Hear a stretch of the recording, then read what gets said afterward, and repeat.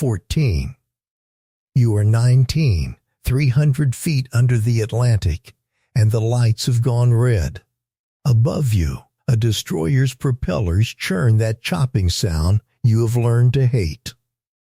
Your hand rests on the diesel you shut down yourself, because down here, noise is death. The first depth charge has already fallen. You heard it arm through the water. And the thought that fills you is not, I am going to die. It is worse. You are the machinist.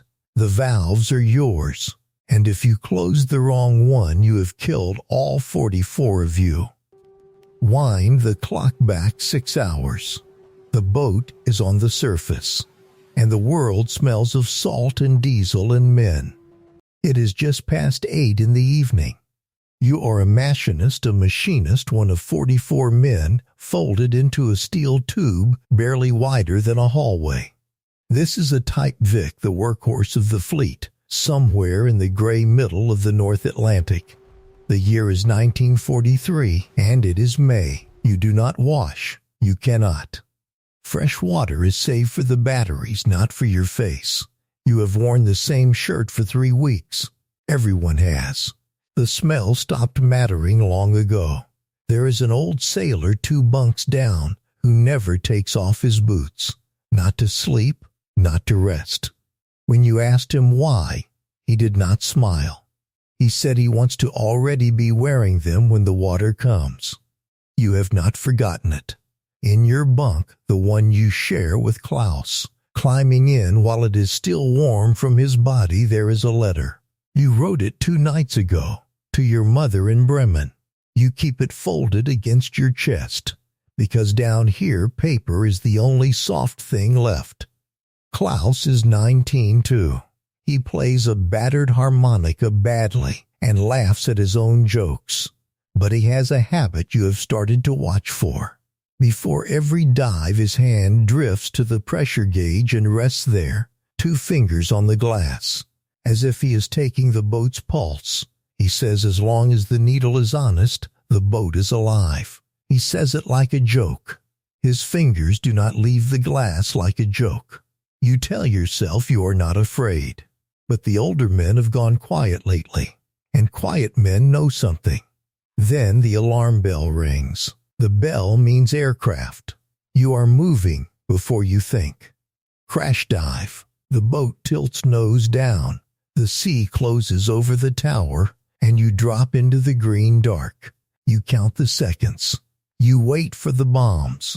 None come. The plane did not see you, or it lost you. The boat levels. Somebody exhales too loud. You go back to your station with your heart still slamming. This is the rhythm now. By day you stay under.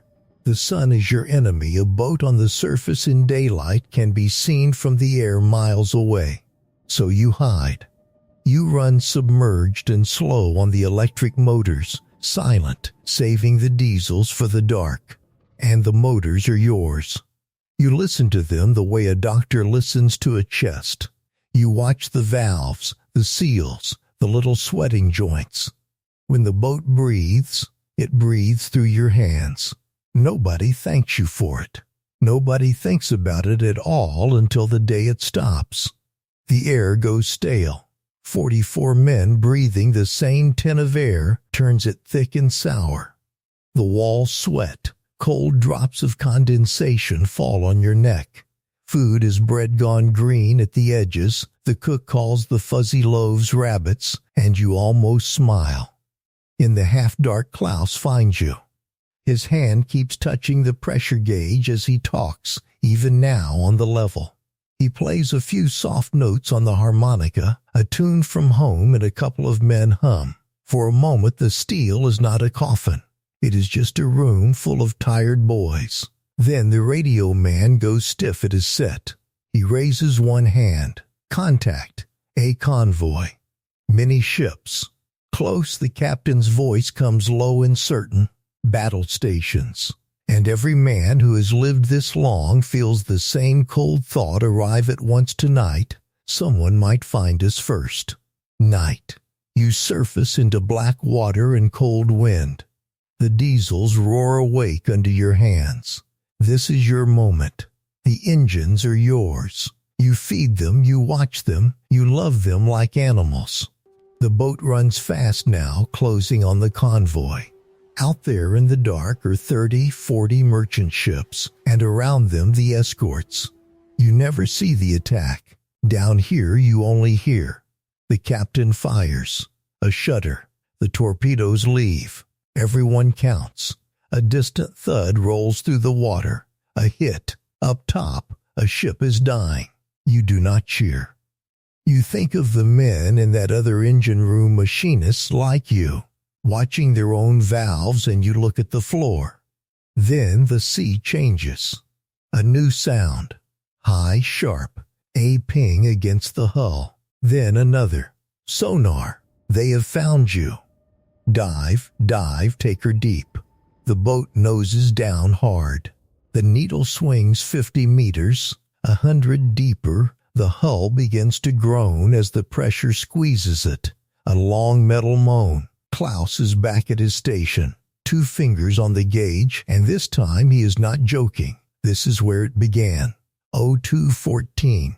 300 feet down. The light's red. The first charge explodes. It is not a bang. It is a fist. The whole boat jumps sideways. Cork and dust rain from the ceiling. A light bulb bursts. Then another closer. The hull screams a sound you feel in your teeth. And then you hear it. The thing you have feared more than the charges. A high, thin hiss. A seawater line is split behind the motors, a pipe the width of your thumb, spitting the Atlantic in a hard cold jet. You know exactly what that water can reach. If it climbs to the battery cells below you, the seawater and the acid will meet, and the whole boat will fill with chlorine gas. You will not drown. You will choke on your own poisoned air in the dark. There are 2 valves in the tangle above the leak. One seals the split line. The other feeds the trim pump, and the trim pump, if you open it now, will whir and knock and sing your position straight up to the destroyer. Silence has been ordered. Total silence. So it is yours. Both hands, in the dark, by feel. Shut the wrong valve and you flood the compartment, or you make the noise that kills you. Your fingers find 2 cold wheels, side by side, identical. You cannot see. You can only remember. You trace the pipe back with your thumb the way you have 1,000 times, and you choose. You turn it. The hiss dies. No pump sings. You chose right. You hold the wheel shut with both bleeding hands and you do not let go. Charge after charge.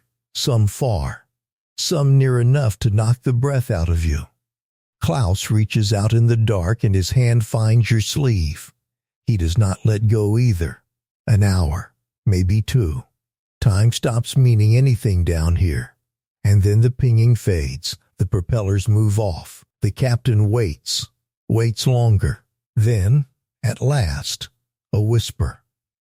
Take her up. Slowly you break the surface just before dawn. The hatch opens. Cold, clean air pours down into the boat, and it is the sweetest thing you have ever breathed.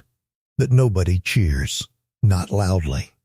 The men climb up into the gray light shaking, some of them, and they look at the empty sea and say nothing, because they know somewhere out there tonight another boat took the same charges and did not answer the radio. Everybody has stopped counting how many. Klaus climbs up beside you. He takes out the harmonica. His hands are shaking so badly that the first note bends and breaks, and the tune he means to play will not come. He tries once more. It cracks again. He lowers it, and he does not laugh, and you do not ask him to try a 3rd time.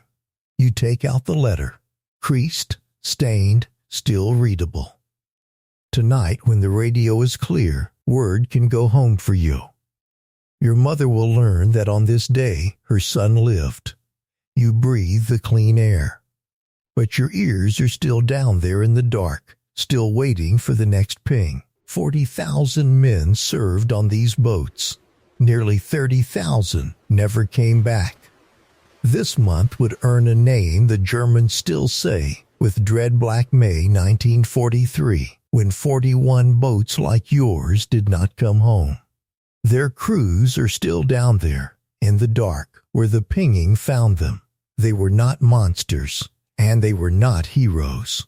They were mechanics and farm boys, folded into steel, each one keeping his own small piece of the machine alive with bleeding hands, so that 43 others could breathe one more hour. Comment silent if you felt that pressure in your chest.